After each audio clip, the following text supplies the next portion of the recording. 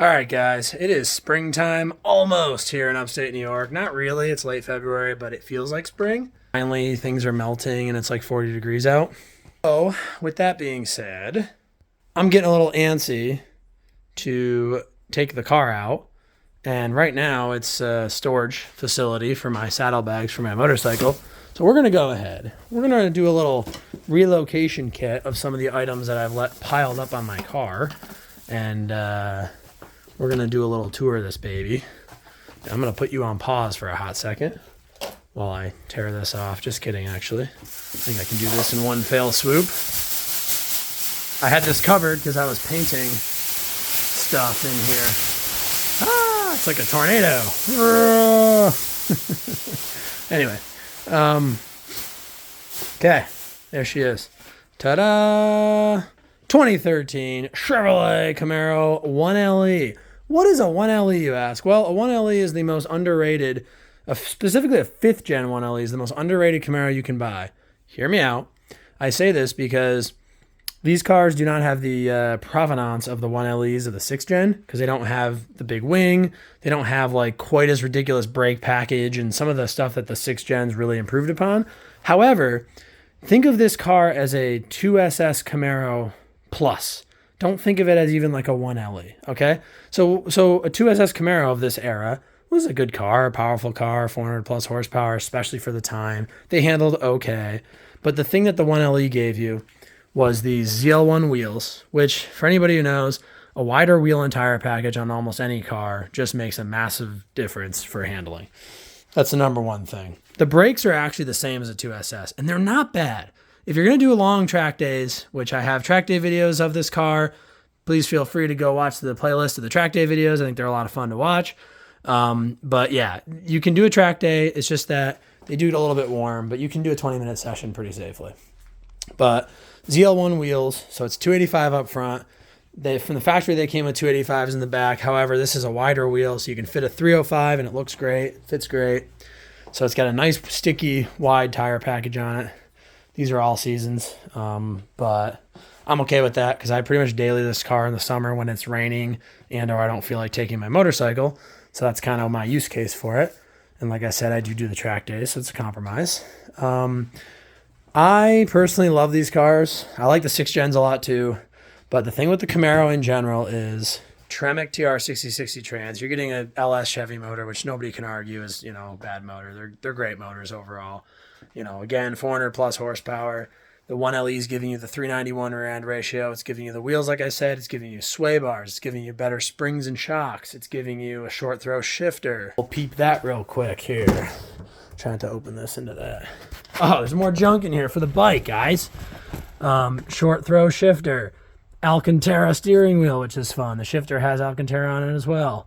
By the time you get to 2013, you get the touchscreen right there, which is kind of nice. And then you also get the more modern gauge cluster, which I think is much nicer than the 2010 to 12 Camaros. I have a sunroof, not a huge fan. I'm taller, so my head kind of hits. But yeah, these cars, in my opinion, have a timeless look. I think the 6th gens look really cool too. But I mean, just look at that front end. You get the splitter with the 1LE.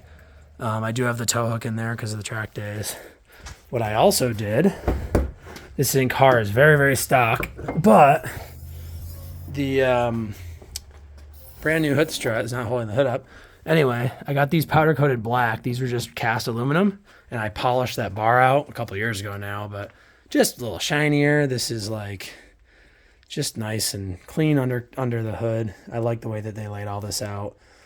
Got the tender on there, obviously, but they just did a good job on these Camaros, in my opinion, and that's why I kind of say they're underrated. This car is plenty good enough for your average Joe doing a track day and just spirited street driving, and it's got the looks to boot with it, and but nobody really talks about them. Nobody even knows the 1LE existed before the 6th gen, and frankly, a lot of people don't know the 1LE existed for the 6th gen.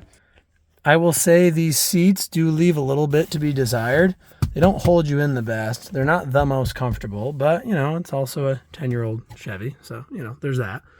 But the steering wheel feel with the Alcantara is just awesome. I wish I had a little bit better lighting, guys. I'm working with what I got here. Ooh, I'll open the sunroof. That doesn't help. Anyway, I like the manual e-brake. The Tremec shifter is just world class in my opinion. These things shift as good as anything. You've got gauges down here for your various temperatures. You got oil temp, oil pressure, trans temp, and voltage, which is nice. You got coolant temp up here on the dash. I also don't have the keys. I really didn't prepare for this video well, but that's beside the point. And then the rest of it's just super simple. You got regular window controls and some vents, some HVAC stuff. You know, your normal, your freaking hazards. Like, you don't have anything, really no frills. You actually have heated seats right there, which is nice. But there's really no frills other than that. And that's perfect. I mean, that to me, the whole point of a muscle car. You know, you want it to just be relatively simple, but comfortable enough to enjoy and good performance, in this case on track and on the street. The cool thing about dailying this car, like I said earlier, is the fuel economy is not terrible. On an 89 octane, which I can kind of get away with running, I'll get low 20s if I'm easy on it and high teens if I'm a little harder on it. Not amazing, but it's also a 6.2 liter V8, right? So it's going to be what it's going to be. My only real complaint with this car is that I did actually have to do rear axles in it. It's got like 98,000 miles on it. Again, I've done the track days and drive it kind of hard, done some burnouts. And the Camaro axles on 6th gens and 5th gens are kind of known to not be quite as tough as they probably should be. So there is that.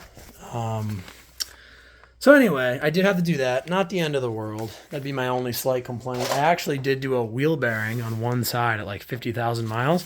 I think it was the driver's side. It was like a manufacturing defect or something maybe, because it failed way sooner than it should have. But that wasn't a big deal. That was, $100 or so. So anyway, I am really getting itchy to take this thing out. If we get a couple more rainstorms and they clear the salt out, I will be taking this thing out in March, hopefully, for at least a couple of trips to work or a little rip around town, whatever it winds up being. But yeah, I kind of wanted to give you guys an overview. Once again, please feel free to